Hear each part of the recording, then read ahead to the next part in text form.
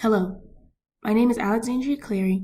I'm a senior biochemistry forensics major here at Mississippi State University, and I would like to discuss how doing DNA analysis for Bermuda grass under the supervision of Dr. Hongsu Dong has helped me understand genetic research. Just a little bit of background information.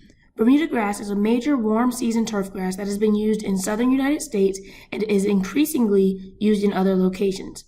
Though Bermuda grasses are largely cross-pollinated, which allows for high heterozygosity amongst individual plants.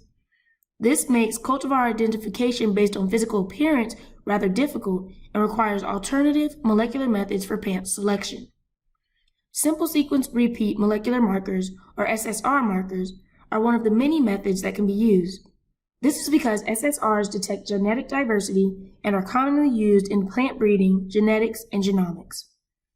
This project served as a preliminary study to screen primer pairs and identify polymorphic SSR for Bermuda grasses within Mississippi State University's breeding program that is in collaboration with SOD Solutions. A total of 54 Bermuda grass samples were used in DNA extraction and were diluted to a uniform concentration of 10 nanograms per microliter. These samples were extracted using Q-Agent's DNeasy Plant Mini Kit, which comes with pre-made reagents that contain substances such as RNase to remove RNA and tris-EDTA to chelate divalent ions such as magnesium. The kit is kind of like a fast food approach to genetic research.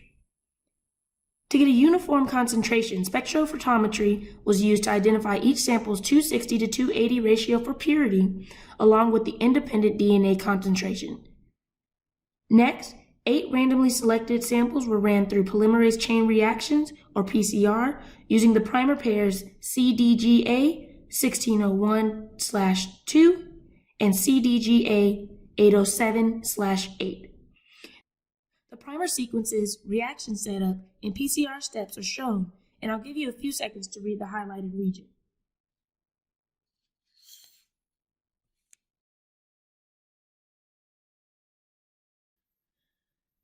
If that seemed unclear, or you would like to know the details of a particular component, feel free to ask.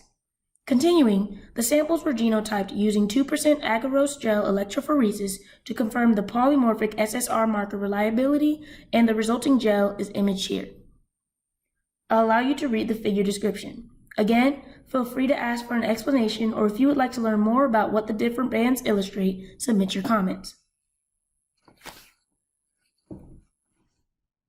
The results suggested that both primers can be polymorphic SSR markers. CDGA 807-8 may be used as a polymorphic SSR marker more effectively than that of 1601-2.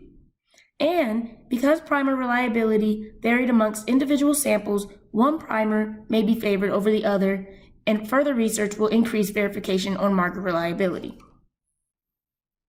The results may have been impacted by DNA extraction success, the primer's ability to recognize their respective repeats, and whether the sample concentration was high enough to receive a result.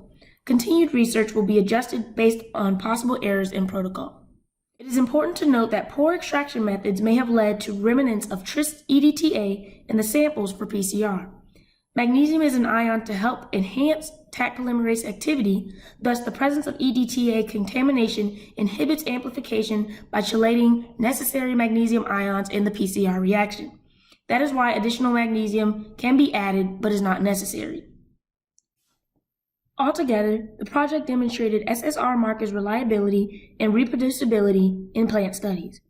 While I will be continuing for a master's degree elsewhere, Dr. Dong will continue to develop reliable SSR markers to identify genetic variation and assist in the development of a new Bermuda grass cultivar through marker-assisted selection. The Undergraduate Research Scholarship Program sponsored my participation in Dr. Dong's lab, and despite COVID limitations and weather hindrance, I enjoyed getting hands-on experience involved in DNA analysis. While my future may not be in agricultural science, my love for DNA and molecular science research has been enhanced through this opportunity and will be expanded into my career in forensic biology.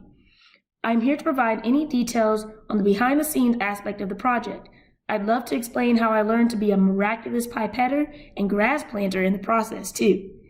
I look forward to staying up to par with news on Dr. Dong's success. Thank you for listening. Enjoy the symposium.